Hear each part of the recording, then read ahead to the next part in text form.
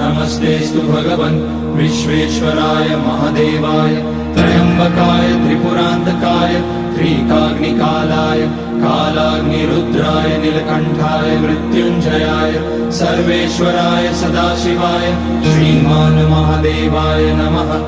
ॐ नमः शम्भवाय च मयोभवाय च नमः शङ्कराय च मयस्कराय च नमः शिवाय च शिवतराय च। ॐ त्र्यम्बकं यजामहे सुगन्धिं पुष्टिवर्धनम् उर्वारुकमिव बन्धनान् मृत्योर्मुक्ष्यमामृतात्।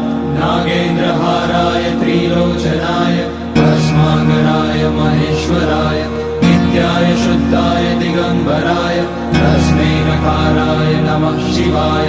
मन्दाकिनी सलिलचन्दन चर्चिताय नन्दीश्वर प्रणतनाथ महेश्वराय